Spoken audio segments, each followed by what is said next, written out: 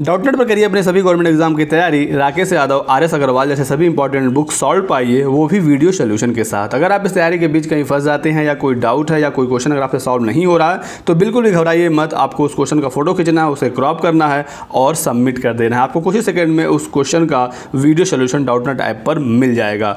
तो अगर आप किसी भी क्वेश्चन में फंसे हुए हैं, कहीं आपको कोई डाउट है, कोई क्वेश्चन सॉल्व नहीं हो रहा है तो डॉटनेट ऐप यूज करिए। आज ही डाउनलोड कर लीजिए इस ऐप को, लिंक डिस्क्रिप्शन में मिल जाएगा। हेलो दोस्तों, मैं मोहम्मद कैसर और आप देख रहे हैं स्टडी चैनल। तो दोस्तों, 69 शिक्षक भर्ती का ऑर्डर आ चुका है और 60 और 65% की जीत यहां पर हो चुकी है। बहुत ही जल्द भर्ती प्रक्रिया शुरू होने वाली है और ऑनलाइन काउंसलिंग होगा इस बार। तो आपको कौन कौन से डॉक्यूमेंट चाहिए होगा ऑनलाइन काउंसलिंग के समय, सब कुछ मैं आपको इस वीडियो में बताने वाला हूँ। तो वीडियो को लास्ट तक देखिएगा और वीडियो को लाइक एंड शेयर जरूर करिएगा। तो सबसे पहले हम लोग शुरू करेंगे 69 शिक्षक भर्ती की काउंसलिंग में कौन कौन से डॉक्यूमेंट लगेंगे। तो सबसे पहले आपके पास होना चाहिए आपका एप्लीकेशन फॉर्म। एप्लीकेशन फॉर्म यानी कि फॉर्म भरते समय जो आपका पीडीएफ डाउनलोड होता है वो पीडीएफ आपके पास होना चाहिए। आपके पास आपका रजिस्ट्रेशन नंबर होना चाहिए।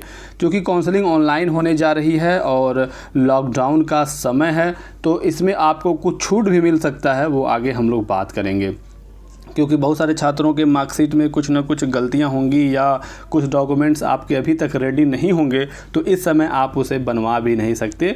तो जब 69,000 का नोटिस आ जाएगा, ऑनलाइन काउंसलिंग का नोटिस आ जाएगा तो सारी चीज़ें क्लियर होंगी कि कौन कौन सी छूट इस बार मिलेगी। फिलहाल 68,500 में जो डॉक्यूमेंट लगे थे उसके हिसाब से हम लोग बात कर रहे हैं। तो सबसे पहले एप्लीकेशन फॉर्म की ज़रूरत पड़ेगी, उसके बाद 10th का मार्कशीट और सर्टिफिकेट दोनों लगेगा।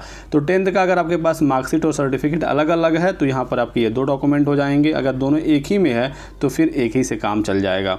तीसरे नंबर पर है 12th का मार्कशीट और सर्टिफिकेट, ये आपको चाहिए होगा। चौथे नंबर पर है ग्रेजुएशन की मार्कशीट और ग्रेजुएशन का आपका डिग्री।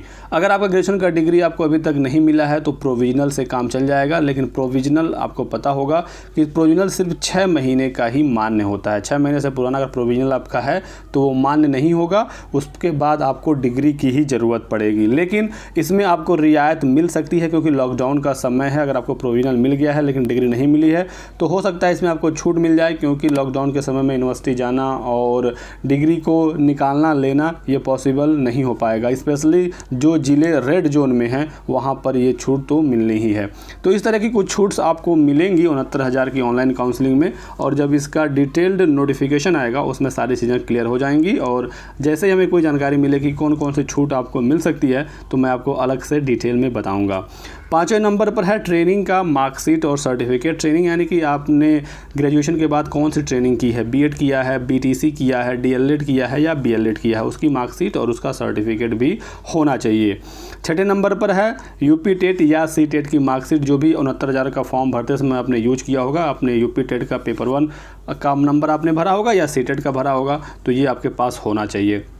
यूपी टेट की मार्कशीट आपके पास होनी ही चाहिए और इसके लिए आप बहाना भी नहीं कर सकते कि आपने अभी तक मार्कशीट नहीं निकाला है, क्योंकि ये यूपी टेट 2018 की मार्कशीट है जिससे आपने 69,000 का एग्ज़ाम दिया था।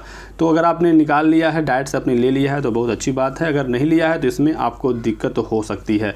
तो इसके लिए भी शासनादेश का आपको इंतजार करना होगा, इसमें आपको कोई छूट मिल सकता है या नहीं, क्योंकि एफिडेविट बनवाने में भी दिक्कत होगा। कोर्ट कचहरी सब कुछ बंद है और अगर आपके मार्कशीट में कुछ गलतियाँ होंगी तो उसके लिए भी एफिडेविट बनवाने में प्रॉब्लम होगी। 7वें नंबर पर है मेडिकल सर्टिफिकेट। 68,500 में मेडिकल सर्टिफिकेट मांगा गया था तो उम्मीद है कि यहाँ पर भी मांगा जाएगा।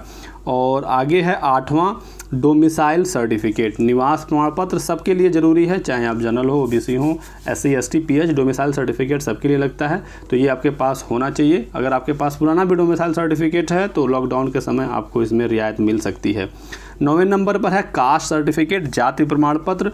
तो जनरल के अभ्यर्थियों को छोड़कर बाकी सबको कास्ट सर्टिफिकेट की जरूरत पड़ेगी। ओबीसी, एससी, एसटी रिजर्वेशन का फ़ायदा लेने के लिए आपके पास कास्ट सर्टिफिकेट होना चाहिए।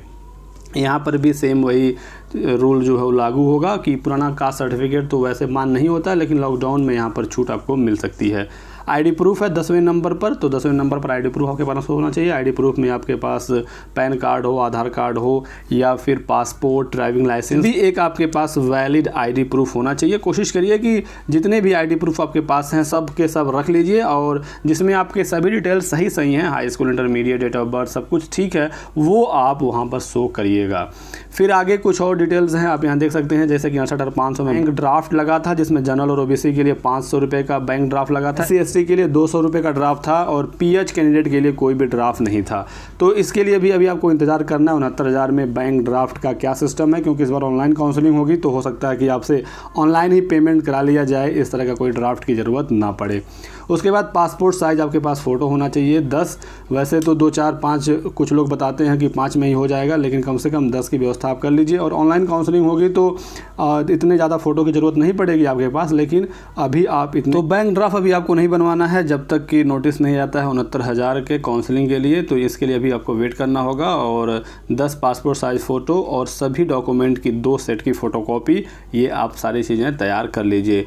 तो उससे फ़ोटोकॉपी से फ़ायदा ये होगा कि बाद में कभी भी ज़रूरत पड़ेगी तो आपके पास उसकी फ़ोटोकॉपी रहेगी। ऑनलाइन काउंसलिंग में तो फ़ोटोकॉपी की ज़रूरत नहीं पड़ती है, लेकिन आप इसे भी करा लेंगे तो सही रहेगा। उसी के साथ साथ इनकम सर्टिफिकेट की कोई ज़रूरत नहीं पड़ती है, तो आपके पास डोमिसाइल सर्टिफिकेट होना चाहिए और कास्ट सर्टिफिकेट होना चाहिए। आय प्रमाण पत्र की कोई भी ज़रूरत यहाँ पर नहीं होती है, तो आय प्रमाण पत्र नहीं है आपके पास तो बनवाने की भी कोई ज़रूरत नहीं है। तो ये कुल डॉक्यूमेंट्स हैं जो आपके पास होने चाहिए, कुल 10 डॉक्यूमेंट्स हैं और इसे आप जल्द से जल्द बनवा लीजिए। अभी भी कोई दिक्कत है, कोई परेशानी है तो व्यवस्था कर लीजिए, और हो सकता है कि इस बार आपको कुछ छूट भी मिले, क्योंकि लॉकडाउन के समय में सभी डॉक्यूमेंट जो है वो इकट्ठा करना काफ़ी दिक्कत हो जाएगा। और सवाल है, कोई सुझाव है तो कमेंट करके ज़रूर बताइएगा। वीडियो पसंद आया तो वीडियो को लाइक कर दीजिए, अपने दोस्तों का शेयर भी करें इस वीडियो को, चैनल को सब्सक्राइब कर लीजिए, बेल आइकन दबा लीजिए ताकि आपको इसी तरह की सभी महत्वपूर्ण जानकारियाँ मिलती रहें। Thanks for watching.